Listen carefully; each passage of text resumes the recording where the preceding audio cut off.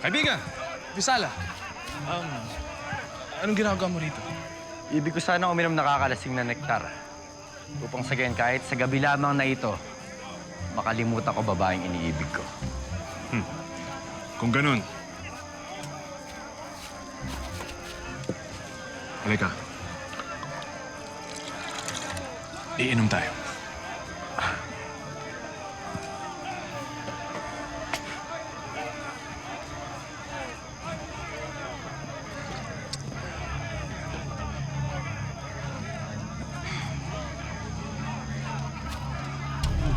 Si Ibarro.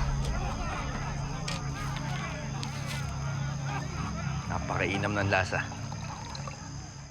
Prinsipe! Prinsipe Asbal! O bakit nagbalik ka na? Nakilala mo na ba yung taong kinukuha ni Wahid na sundata? Hindi ko pa po siya nakikilala.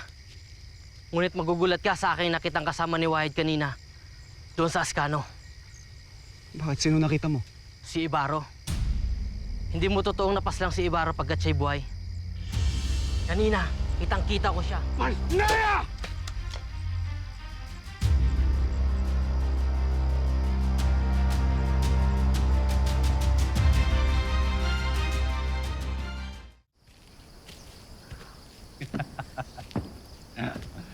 Ang magaling na manginginom ng sapiro.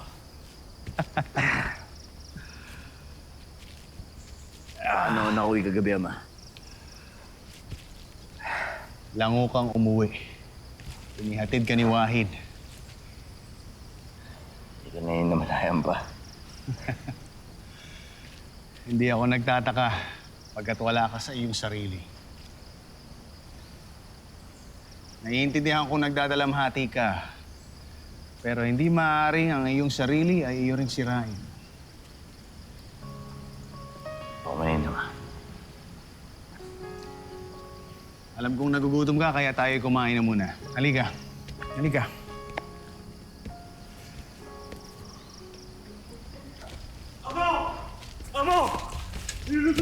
Lusok! Lusok! Ano ba sinasabi mong lusok?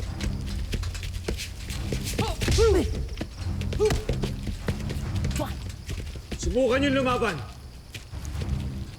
Hindi ako magdadalawang isip na paslangin kayong lahat.